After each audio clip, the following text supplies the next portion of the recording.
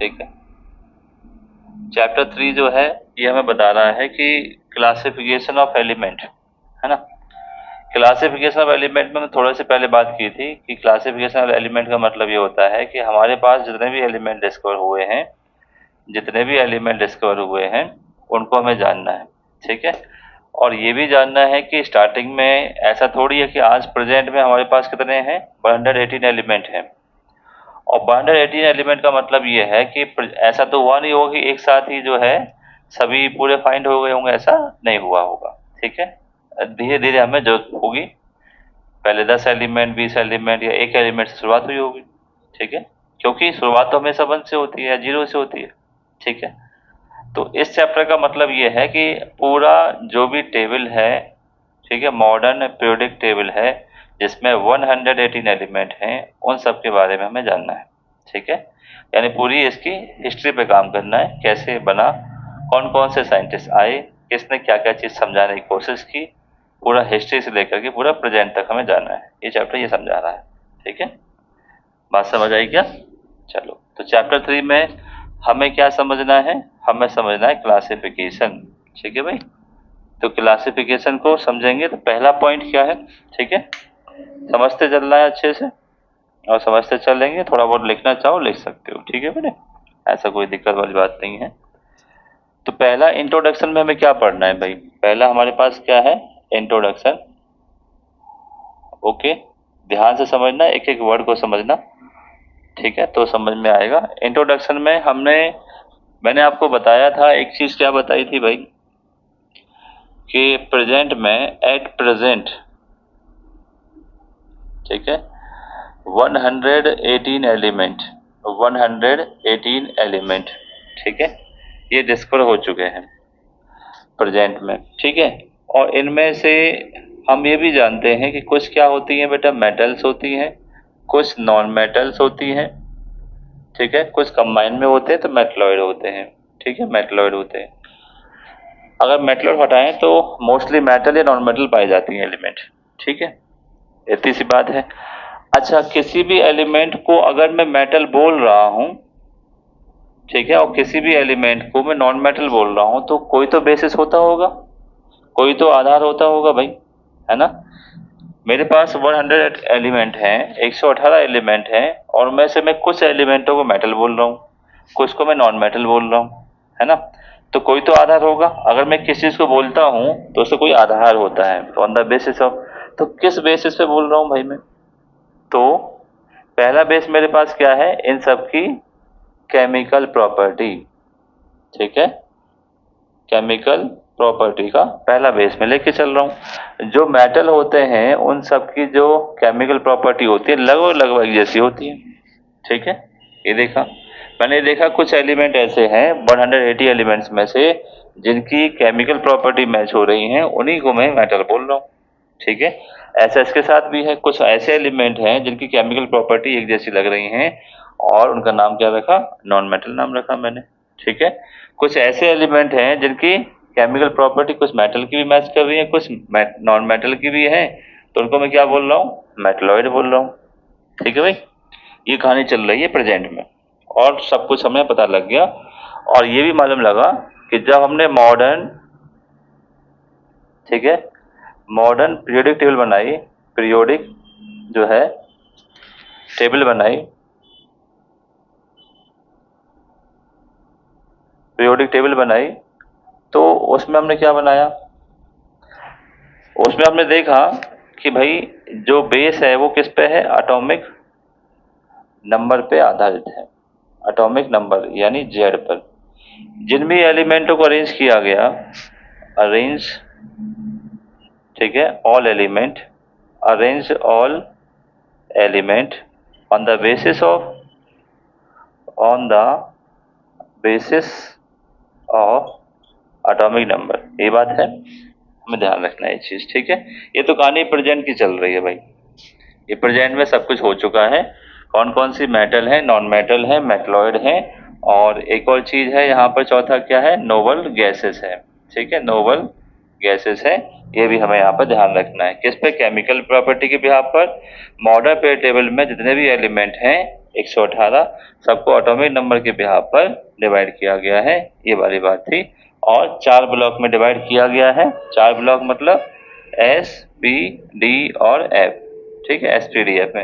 F block को अलग रखा गया है, इसमें लैंथेनॉइड और एक्टिनॉइड 2 ग्रुप रखाए गए यहाँ पे, ठीक है भाई।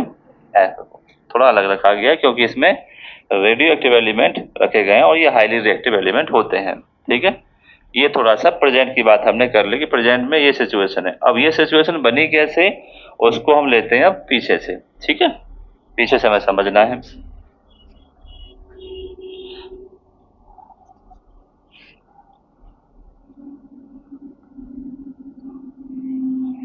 तो ये तो था इंट्रोडक्शन। अब इंट्रोडक्शन के बाद पहला क्वेश्चन है। पहला क्वेश्चन है what is the necessary for classification of element, ठीक है। आखिर हमें क्यों नीड हुई, ठीक है। पहली टॉपिक क्या है, need for classification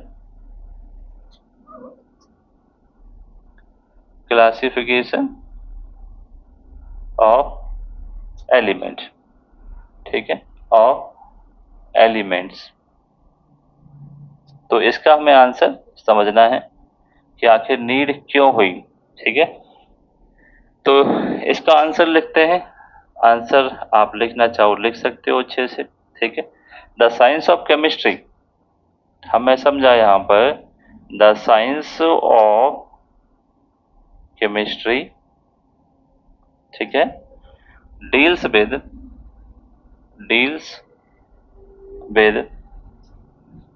118 element, 118 element discovered,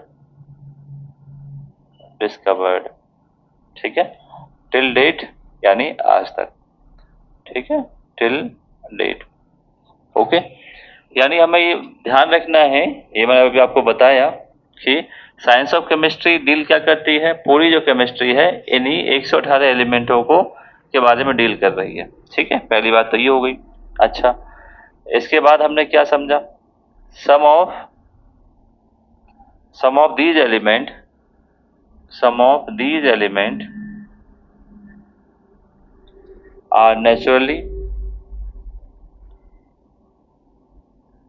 are naturally occurring and very familiar to us,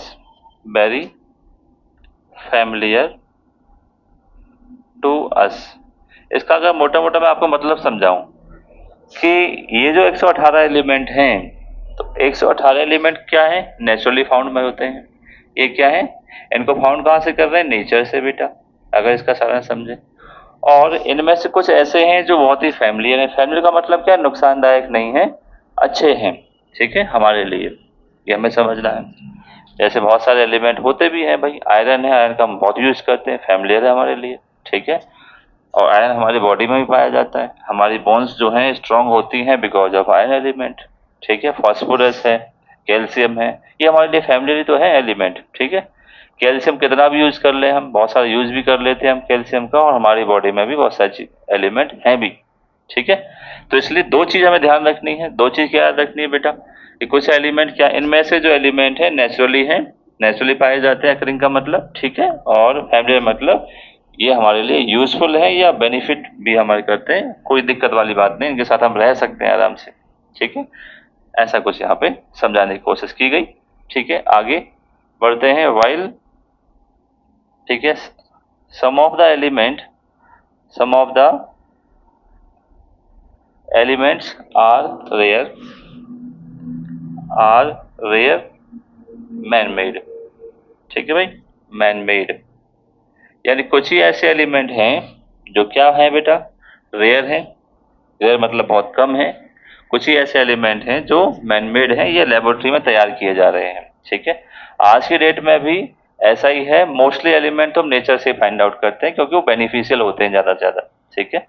जब हमें जरूरत होती है तो हम बना सकते हैं उसको लैब में, और जब लैब में बना रहे हैं इसका मतलब क्या है, वो रेयर केसेस है, मैन मेड है, ठीक है। ज़्यादा हमें जरूरत नहीं पड़ती कि सभी को मैन मेड बना रहे हैं। केमिस्ट्री लैब में या लेबोरेटरी में हम क्या बनाते हैं, कंपाउंड सबसे ज़्यादा बनाते हैं, एलिमेंट बहुत कम बनाते हैं हम लोग, ठीक है, ये बात आपको याद रखनी है। जितनी बड़ी बड़ी केमिस्ट्री की लैब है, मान लो दवाइयाँ बना रहे हैं, दवाइयाँ क्या है, जितने प्रकार की मेडिसिन होती हैं सबका क्या होता है, केमिकल फार्मूला होता है। और केमिकल फार्मूला हमेशा क्या होता है, कंपाउंड के फॉर्मेशन में होता है, ये हमें दिमाग में याद रखना है। ठीक है, हम बात कैसे कर रहे हैं, एलिमेंटों की। बहुत ही कम ऐसे एलिमेंट हैं जिनको हम लैब में तैयार कर सकते हैं, बट एलिमेंटों से सबसे ज्यादा हम क्या बनाते हैं, कंपाउंड्स बनाते हैं। आज के डेट में वो चल रहा है सबसे ज्यादा, जिसको हम बहुत हर चीज में साइंस टेक्नोलॉजी में जोड़ सकते हैं। जैसे बायोटेक्नोलॉजी है, कुछ एलिमेंटों का यूज करके हम बहुत डेवलप करते हैं। ठीक है, न्यूक्लियर टेक्नोलॉजी वगैरह है ये सब। ठीक है भाई, अच्छा एक और चीज पढ़ लेते हैं यहाँ पे आगे। ये तो आपने जान लिया, एक और पॉइंट पढ़ते हैं। Each element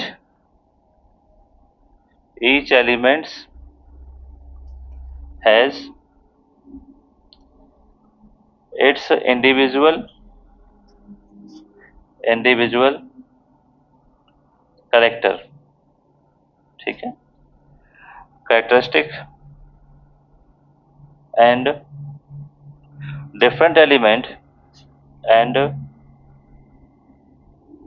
different elements show great variance in their chemical property, in their chemical properties। ठीक है भाई, ये भी इसने काम की बात हमने समझी। ठीक है, इसने क्या समझाने की कोशिश की हमें यहाँ पर, each element has individual chemical property. यानी अगर मैं केमिकल नहीं लगाऊं तो जितने भी हमने 118 एलिमेंट पढ़े हैं बेटा, है ना, 118 पढ़े हैं, सबकी क्या होती है, अपनी अपनी कुछ ना कुछ करेक्टर होता है। जैसे हमारा भी करेक्टर अपना अपना, अच्छा है, बुरा है, कैसा नेचर है हमारा, गुस्सा वाले हैं हम, ठीक है, या थोड़ा शांत स्वभाव के हैं हम लोग, कैसे कैसे नहीं हैं। ठीक है, सबका करेक्टर होता है। तो ऐसे जितने भी सारे एलिमेंट हैं सबका अपना इंडिविजुअल करेक्टर होता है। अब ये बता रहा है इनिशियली। ठीक है, हम केमिकल प्रॉपर्टी पर नहीं जाएंगे क्योंकि हम बात कर रहे हैं इनिशियल में, हिस्ट्री में बात कर रहे हैं हम लोग। ठीक है, कि जो मॉडर्न पीरियड टेबल बनी उससे पहले क्या चल रहा था। उससे पहले ये मालूम चला जितने भी एलिमेंट डिस्कवर हुए 10, 15, 20, 25 जितने भी एलिमेंट डिस्कवर हुए सबकी अलग अलग प्रॉपर्टी देखने को मिल रही थी, सबका अलग अलग नेचर देखने को मिल रहा था। ठीक है, okay, and different element show great variance, ठीक है, इन देयर केमिकल प्रॉपर्टी। ठीक है, यहाँ भी आपको समझना है, कुछ अलग अलग एलिमेंट थे, उनके अंदर काफी ज्यादा क्या था, वेरिएंस मतलब होता है डिफरेंट डिफरेंट, अलग अलग चीजें, या काफी बड़ी बड़ी चीजें, वेरिएंस का मतलब ये भी होता है। ठीक है, और कैसे, देयर केमिकल प्रॉपर्टी। ठीक है, तो उनकी प्रॉपर्टी जो है, कुछ एलिमेंट ऐसे थे, अलग अलग एलिमेंट, उनकी जो केमिकल प्रॉपर्टी में देखें तो काफी ज्यादा वेरिएंस देखने को मिल रहे थे। वेरिएंस मतलब ये भी हो सकता है कि आपका डिफरेंट डिफरेंट, बिल्कुल ही डिफरेंट। आप सोडियम को लें, ठीक है, एक आप कैल्शियम को ले लें, बहुत ही डिफरेंट प्रॉपर्टी हो गई। ठीक है, तो इसको हम कह सकते हैं कुछ ऐसा। तो पहली बात हमने समझा कि भाई need for classification of element क्या है। ठीक है, तो कुछ बातें हमें ये समझ में आई कि हमारे पास क्या है, 118 एलिमेंट हैं, 180 एलिमेंट हैं, डिस्कवर हो चुके हैं अब तक। उनमें से कुछ नेचुरली पाए जाते हैं, कुछ क्या होते हैं, नेचुरली पाने के साथ साथ वो क्या होते हैं, फैमिलियर होते हैं, नुकसान नहीं करते, नेचर से आए हैं, नेचर वाले बहुत ही कम नुकसान करते हैं। ठीक है, फैमिलियर हैं। अच्छा, उसके बाद हमने कहा कुछ ऐसे होते हैं जो मैनमेड हैं, कुछ ही ऐसे होते हैं, ज़्यादा नहीं होते, आप बना सकते हैं लेबोरेटरी वगैरह में। ठीक है, और सभी जितने भी एलिमेंट हैं सभी की अपनी अपनी क्या है, इंडिविजुअल प्रॉपर्टी है।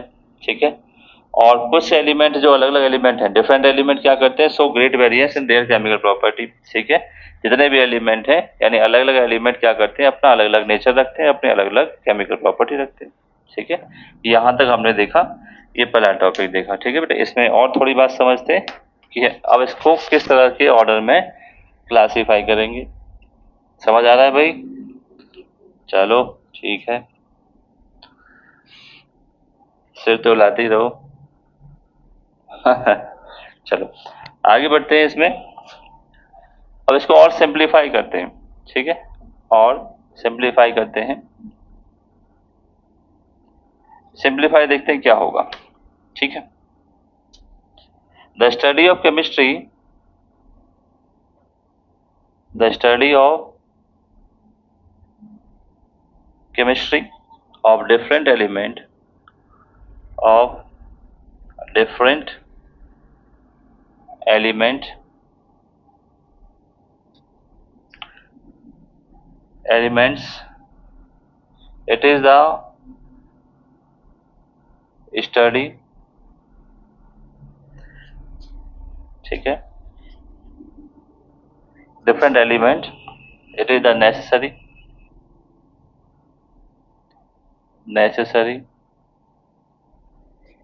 to classify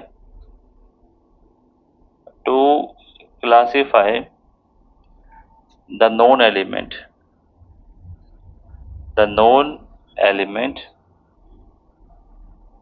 ठीक है। पहली बात इसने बताई कि भाई जब भी हम केमिस्ट्री में अलग अलग एलिमेंटों की क्या कर रहे हैं, हम स्टडी कर रहे हैं, तो हमें ये पता होना बहुत ही कंपलसरी है, ठीक है, उनको क्लासीफाई करने से पहले कि वो एलिमेंट कौन कौन से हैं, वो एलिमेंटों की प्रॉपर्टीज वगैरह क्या हैं, ये सब पहले हमें पता करना पड़ेगा, ठीक है। दूसरी बात क्या समझाने की कोशिश की इसने, ठीक है, it was to divide the element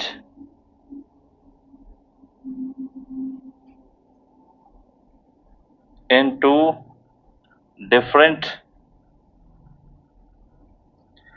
group having the element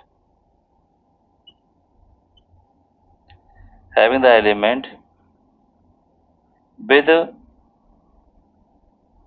similar characteristics, ठीक है। अब यहाँ पर ये पहला question needs for classification of element खत्म हो जाता है। सिंप्लीफाई करने के लिए हमें क्या चाहिए, किसी भी जो एलिमेंटों को क्लासिफिकेशन कर रहे हैं उसको बहुत ही आसान तरीके से समझने के लिए हमें क्या चाहिए, ठीक है, समझने के लिए सबसे पहले क्या चाहिए, उस एलिमेंट के बारे में पता होना चाहिए, कैसा एलिमेंट है, ठीक है, नेचर से मिल रहा है, मैन मेड है, ठीक है, सॉलिड लिक्विड गैस, सब कुछ हमें पता होना चाहिए उसके बारे में, ठीक है, पहली बात। दूसरा कह रहा है जब इसको हम डिवाइड करते थे तो किसमें, अलग अलग ग्रुप में, क्योंकि हमें पता ही है भाई जब मैं ले रहा हूँ, ठीक है, इन एलिमेंटों को नाम जान रहा हूँ, अलग अलग हैं, तो इसको मैं अलग अलग ग्रुप में रखूंगा पहली बात तो, और ऐसे अलग अलग ग्रुप में रखूंगा, ठीक है। एक ग्रुप मैंने अगर बनाया तो उस ग्रुप में वही एलिमेंट रखे जाएंगे जिनकी सिमिलर प्रॉपर्टीज या कैरेक्टरिस्टिक्स होंगी। एक ग्रुप बना दिया, दूसरा ग्रुप बना दिया, तो उसमें कुछ एलिमेंट रख दिया, कुछ एलिमेंट कुछ इस तरह से, ठीक है। तो पहला टारगेट क्या है, पहला टारगेट ये था कि पहले एलिमेंट को जानो, उनकी अलग अलग प्रॉपर्टी नोट करो, ठीक है, प्रॉपर्टी नोट करने के बाद उनको एक ग्रुप में इकट्ठा करो कि भाई 4 एलिमेंट है, इसमें इन प्रकार की प्रॉपर्टी है, तो भाई तुम चारों अलग हो जाओ, ठीक है, ऐसा कुछ चल रहा है कहानी, ठीक है, यानी डिफ्रेंशिएट कर रहे हैं, यानी यहाँ पे सबसे पहली बार ग्रुप का यूज किया गया, और ग्रुप का मतलब ही होता है वो एक जैसे हैं वो, ठीक है, सिमिलर प्रॉपर्टीज वाले हैं, ये मतलब वहाँ पे ग्रुप का होता है, ठीक है भाई। तो पहले हमने जाना नीड्स फॉर क्लासिफिकेशन में आप लोग क्या क्या लिख सकते हो बेटा, ठीक है, इतनी सारी चीजें ध्यान रखनी है हम लोगों को। अब देखते हैं ऑर्डर कुछ कैसे कैसे डिस्कवर हुए एलिमेंट और कितने कितने हुए, पूरा डाटा आपको बता देते हैं ताकि आपको ये भी पता रहे कि कौन सा कब कितने एलिमेंट डिस्कवर हुए, ठीक है। 18th सेंचुरी से स्टार्ट करते हैं, जिसको मैं बोल देता हूँ की पॉइंट्स, इस चैप्टर के जो की पॉइंट्स हैं वो हमें यहाँ पर ध्यान रखने हैं, ठीक है। अच्छा, एंड ऑफ, सबसे पहले जो है एलिमेंट डिस्कवर हुए, 23 एलिमेंट डिस्कवर हुए, 23 एलिमेंट डिस्कवर हुए, और ये हुए एंड ऑफ 18th सेंचुरी, ठीक है, एंड ऑफ 18th सेंचुरी का मतलब समझ रहे हो, 1799, 1799 ऐसे कुछ, ठीक है। 18th सेंचुरी और ईयर में एक डिफरेंस होता है 100 का, ठीक है, ये आपको पता होगा। और उसके बाद 1800 में क्या डिस्कवर हो गया, 31 एलिमेंट जो है डिस्कवर हो गए, ध्यान से समझिएगा, ठीक है। 23 एलिमेंट जब डिस्कवर हुए थे तो वो आपको याद होगा एंटोनी लेवोइजर, ठीक है, एंटोनी, ठीक है, लेवोइजर,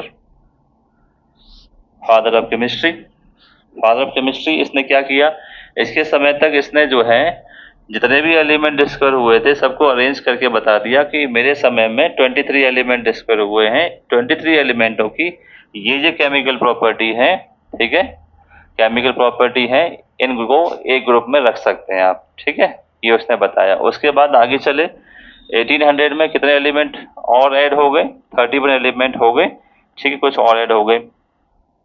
1830 में जो एलिमेंट है 55 एलिमेंट जो है फिर से और एलिमेंट डिस्कवर हुए और इतने एलिमेंट बढ़ गए, ठीक है भाई। उसके बाद 1865 में 63 एलिमेंट जो है डिस्कवर हो गए लगभग, ठीक है। और उसके बाद 88 एलिमेंट डिस्कवर हुए, ठीक है, कब, 1925 में। उसके बाद तो आपको पता है 118 एलिमेंट जो हैं डिस्कवर हो चुके हैं, कब, टिल डेट, यानी अब तक, ठीक है भाई। ये की पॉइंट है, थोड़ा आपको याद रहेगा क्योंकि हम लोग हिस्ट्री जानने की कोशिश कर रहे हैं, ठीक है। तो पहला क्या क्या डिस्कवर हुआ ये हमने पता कर लिया, 23 एलिमेंट एंटोनी लेविएजर, जहां पर इन्होंने क्या बनाया था, लॉ ऑफ केमिकल कंपोजिशंस बनाए थे, है ना, इसीलिए इनको क्या कहा जाता है, फादर ऑफ केमिस्ट्री कहा जाता है। क्योंकि जो सारे लॉ हैं, कोई भी बेसिक से बेसिक केमिकल इक्वेशन आप कंप्लीट करोगे तो बिना Antoine law of chemical combination से कंप्लीट नहीं हो सकता, इसलिए इनको फादर ऑफ केमिस्ट्री कहते हैं, ठीक है। तो 18 में 23, 1800 में 31, 1830 में 55 एलिमेंट डिस्कवर हुए, 1865 में 63 एलिमेंट डिस्कवर हुए और 1925 में 88 और टिल डेट में इतना एलिमेंट डिस्कवर हुए, ठीक है। अब समझते हैं थोड़ा सा आगे।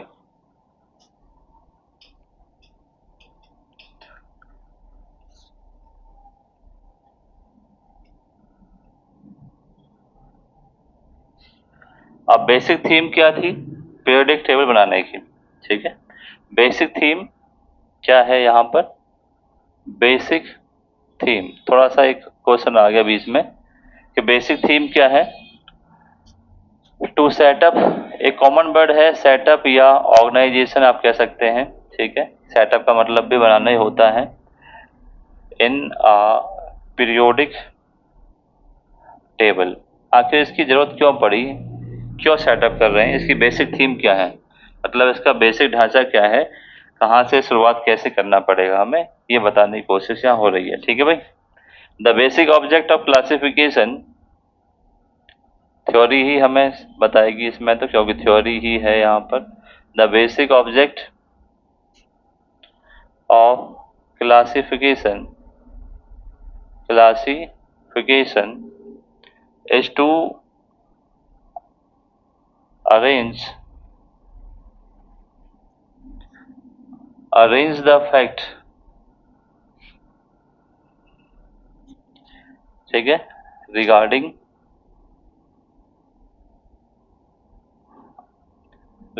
elements and their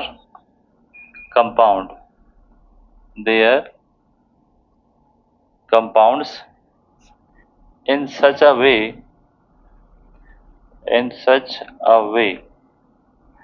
that we have good control and understanding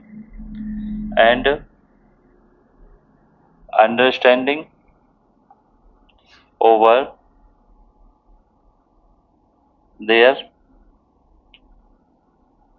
properties या characteristics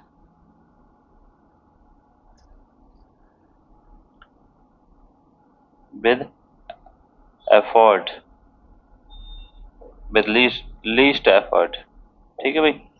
समझो इसको, इसने बहुत अच्छी बात समझा दी आपको कि जो भी आपके पास हम क्या कर रहे हैं, एलिमेंटों को क्लासिफाई कर रहे हैं, ठीक है। तो हमें बेसिक थीम क्यों, सबसे पहली बात वही बात है कि हमें क्या करना पड़ेगा भाई, 118 एलिमेंट है, उनको याद करना मुश्किल है भाई, हम याद नहीं कर सकते उसको। और साथ साथ ये भी याद नहीं कर सकते कि भाई सबकी केमिकल प्रॉपर्टी कुछ की एक होती है पर बहुत सारे एलिमेंट की डिफरेंट होती थे, तो ये भी समस्या है हमारे सामने, ठीक है। तो हम ये भी ध्यान रख रहे हैं कि भाई एलिमेंट भी हैं, एलिमेंट से मिलकर कंपाउंड भी हैं। ये भी तुम्हें ध्यान रखना है कि कौन कौन से एलिमेंट आपस में कंबाइन हो जाते हैं और कंबाइन होने के बाद कंपाउंड बनाते हैं, ये भी तुम्हें पता करना है। जैसे हम जानते हैं कि कोई भी मेटल जो है नॉन मेटल के साथ कंबाइन हो सकती है, नॉन मेटल जो है नॉन मेटल के साथ भी कंबाइन हो सकती है। तो ये डाटा बहुत बड़ा हो गया 118 एलिमेंट का। अगर मैं पर्टिकुलर समझूंगा कि भाई हाइड्रोजन है, ठीक है, और भी बहुत सारे हैं, ऑक्सीजन है, नाइट्रोजन है, सभी नॉन मेटल है, जितनी भी गैसें होती हैं क्या होती है, नॉन मेटल होती है।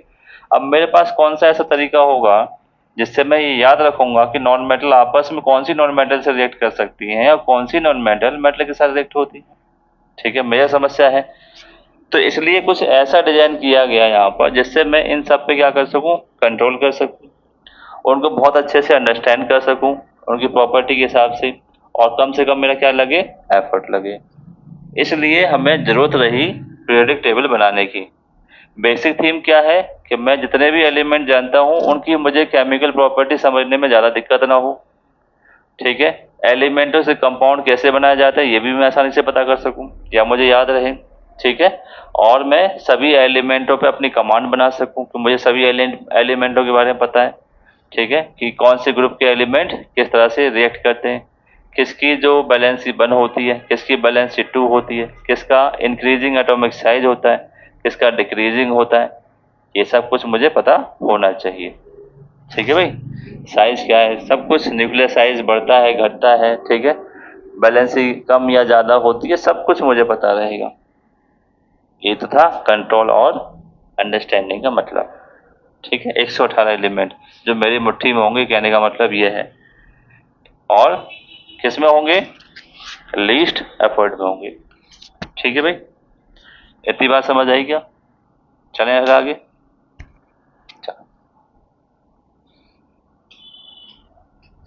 चलो अब बढ़ते हैं थोड़ा हिस्ट्री पे। History to develop of periodic table, यहीं से शुरुआत जारी होगी। ठीक है,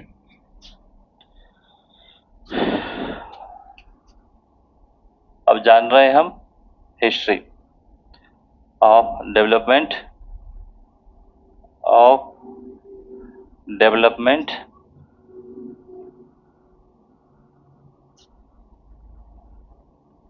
पीरियोडिक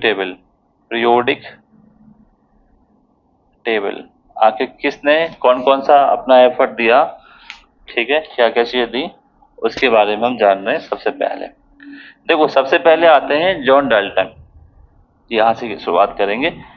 ऐसा मैं क्यों बोल रहा हूँ जॉन डाल्टन के बारे में, इसका एक ही लॉजिक है, क्योंकि जॉन डाल्टन ऐसे थे जिन्होंने सबसे पहले क्या बताया, सबसे पहले बताया कि भाई कोई भी एटम होता है उसके एटॉमिक मास के बारे में सबसे पहले बताने वाले व्यक्ति थे ये। ठीक है, एक एटम होता है, एटॉमिक मास कैसे निकाल सकते हैं, ये सब उन्होंने बताया on the basis of Dalton atomic theory. यहाँ शुरुआत होती है इसकी। ठीक है भाई, तो ध्यान देना है यहीं से, on the basis of Dalton's atomic theory,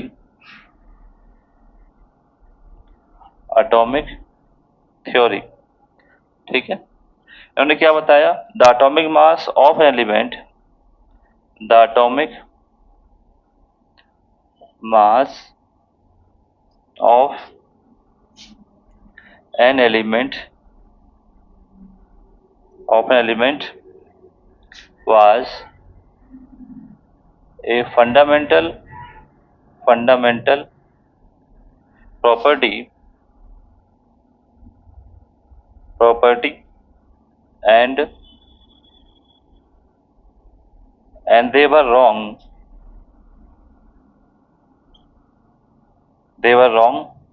to arrange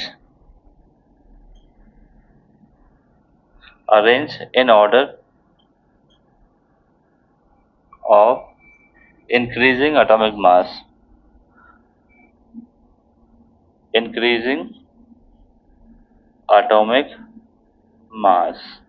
ठीक है भाई, समझते हैं जरा। सबसे पहले हमें ये समझाने की कोशिश कर रहा है, हमने क्या किया जब हम इसको बनाने की कोशिश कर रहे हैं पीरियोडिक टेबल को, ठीक है, तो किसका सहारा लिया हमने, एटॉमिक थ्योरी डाल्टन की। ठीक है बेटे, एटॉमिक मास किसी भी एलिमेंट का, ठीक है, एक क्या होता है, फंडामेंटल प्रॉपर्टी होती है, इन्होंने बताया था। ठीक है, फंडामेंटल मतलब जो कुछ भी होगा इसी के आधार पे होगा, ठीक है। बट आगे चल के क्या हुआ कि ये क्या हो गए, गलत साबित हो गए। कैसे गलत साबित हो गए? जब हम बहुत सारे एलिमेंटों को इंक्रीजिंग एटॉमिक मास के आधार पर अरेंज कर रहे थे तो वहां पे समस्या आ गई, वहां पर दो एलिमेंट बड़े गड़बड़ आ गए, निकेल और कोबाल्ट, ठीक है। केमिकल प्रॉपर्टी और इनका एटॉमिक मास कोलैप्स कर रहे हैं आपस में।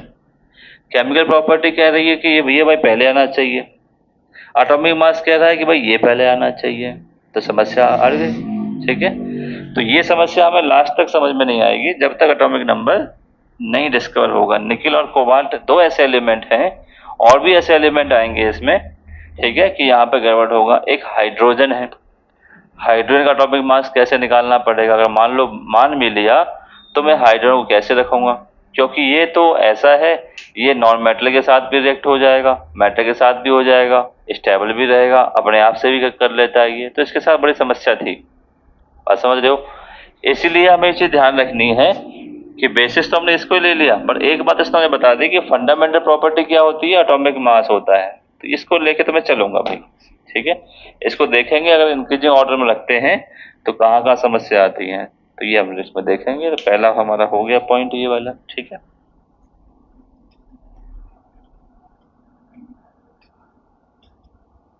बेसिस वाले पे होगा, यानी जब भी आप बताएंगे कि जो पीरियोडिक टेबल है वो किसके बिहाफ पे डेवलप की गई, तो आपको पहला पॉइंट मिल गया एक, जो है डाल्टन एटॉमिक थ्योरी के आधार बनाया गया, वहीं से स्टार्ट करना है, ठीक है, वहीं से स्टार्ट हुई है, ये आपको ध्यान रखना है। दूसरा, चलो फिर आता है यहाँ पे मेटल्स एंड नॉन मेटल्स के बारे में। आखिर ये पॉइंट क्यों आया देख लेते हैं, मेटल्स और नॉन मेटल्स के बारे में, ठीक है। चलिए 18th सेंचुरी में क्या था, at the end of 18th century, ठीक है। 18th सेंचुरी में केमिस्ट क्या सोच रहे हैं भाई, केमिस्ट कुछ सोच रहे हैं क्या, chemist were capable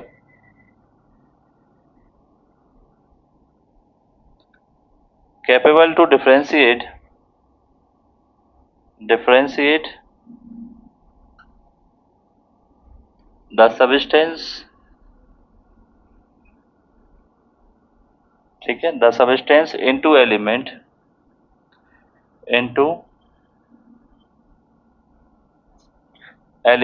and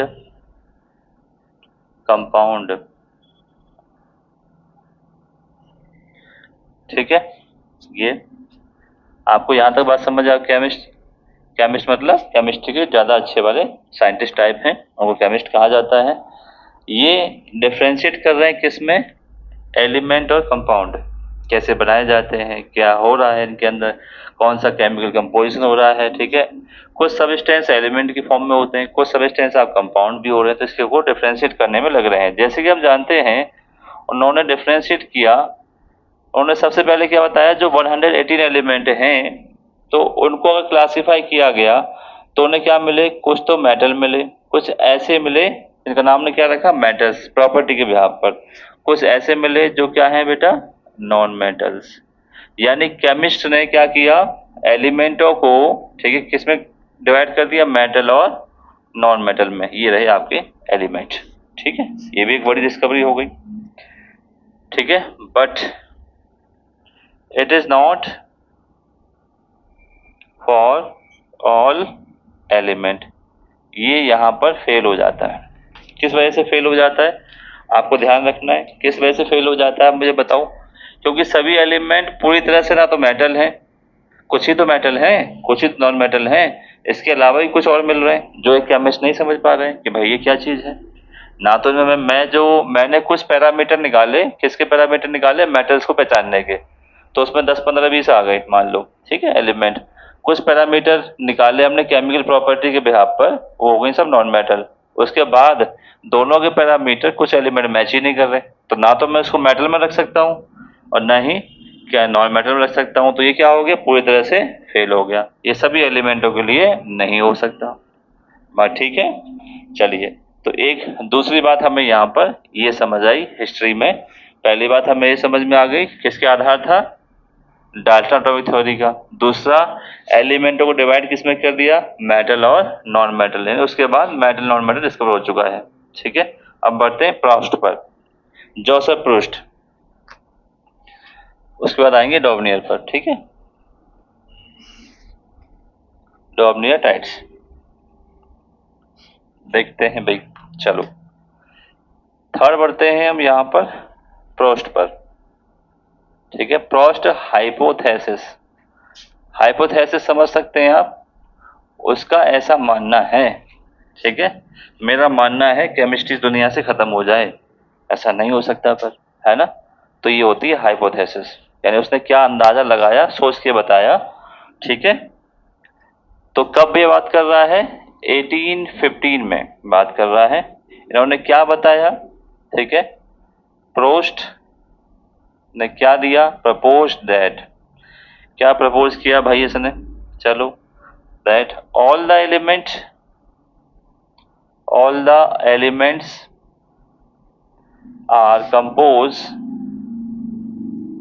are composed of the fundamental, ठीक है, फंडामेंटल एलिमेंट्स लाइक हाइड्रोजन, ठीक है, लाइक हाइड्रोजन।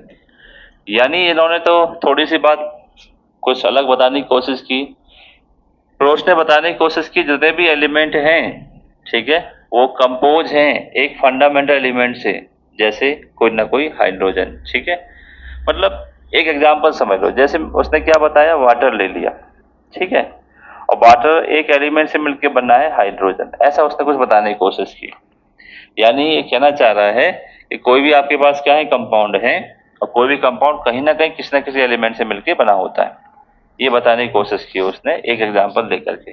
ठीक है, पर इसकी हाइपोथेसिस पूरी तरह से सही नहीं हो सकती है, ठीक है, क्योंकि उसने कंपाउंड का नाम नहीं लिया है। ठीक है, बट उसने एक और चीज बता दी कि अगर आप मास ऑफ हाइड्रोजन लेना चाहें, मास ऑफ हाइड्रोजन लेना चाहें, कितना ले सकते हैं आप, 1 ले सकते हैं, जबकि एक्यूरेटली नहीं होता है, 1.0008 समथिंग इसका मास होता है। ठीक है, जो एक्यूरेटली किसके बिहाफ पे लगाया गया, एटॉमिक मास। हम प्रेजेंटली जानते हैं कि नंबर ऑफ न्यूट्रॉन और नंबर ऑफ प्रोटॉन के मास को ऐड करके बनाया जाता है। ठीक है भाई, ओके, चलिए और क्या बता रहा है ये, atomic mass fall of all the elements, ठीक है भाई, शुड बी होल नंबर, ठीक है, यही भाई साहब ये गलत हो गई। ठीक है, इसने कहा कि भाई जो जितने भी हम एलिमेंट हैं सबका एटॉमिक मास किस में ले रहे हैं, होल नंबर में, यही गलत हो गया। कैसे गलत हो गया, यानी इसने बता दिया कि कोई भी मेरे पास एलिमेंट होगा उसका मैं अगर एटॉमिक मास निकालना चाह रहा हूँ, ठीक है, तो कैसा होना चाहिए, होल नंबर। होल नंबर का मतलब आप समझते हो, 0 1 2 3 ऐसे करके होगा। ठीक है, तो जबकि पहली बात तो इसमें 0 भी नहीं हो सकता किसी का एटॉमिक मास, कुछ ना कुछ तो होगा भाई, पहले तो ये गलत। दूसरा ये गलत हो गया कि एक्सपेरिमेंट निकालने के बाद कुछ एटॉमिक मासेस क्या है, ठीक है, कुछ तो होते ही है whole number, but some atomic mass of elements, ठीक है, एलिमेंट्स इन फ्रैक्शनल फॉर्म, ठीक है, फ्रैक्शन मतलब डेसिमल। जैसे हम निकाल लेते हैं क्लोरीन का एटॉमिक मास कितना आता है, 35.5 आता है, ये फ्रैक्शन फॉर्म में डेसिमल है, तो ये तो भाई साहब बिल्कुल गलत हो गए। बट एक चीज उन्होंने सही बताने की कोशिश की, क्या बताने की कोशिश की कि फंडामेंटल कोई भी कंपाउंड हो तो कहीं ना कहीं वो एक फंडामेंटल एलिमेंट से मिलकर बना होता है। ठीक है, ये बताने की कोशिश उन्होंने सही की। ठीक है, और हाइड्रोजन का इन्हीं के बिहाफ पर हम लोग जब रफली आइडिया लेते हैं तो हाइड्रोजन का जो मास है वो एक ही मानते हैं, रफली हम जब मानते हैं, ताकि हमारा सॉल्यूशन ठीक हो जाए। ठीक है, और ये चीज गलत क्यों हो गई, होल नंबर नहीं हो सकता एटॉमिक मास, क्यों नहीं हो सकता एटॉमिक होल नंबर बताओ, क्योंकि डेसिमल में भी आते हैं, फ्रैक्शन में भी आते हैं, इस वजह से इनका जो मॉडल था बनाने का फेल हो गया था। ठीक है, प्रपोज कर रहे हैं, इसका मतलब मॉडल बनाने की तैयारी इनकी चल रही है पूरी।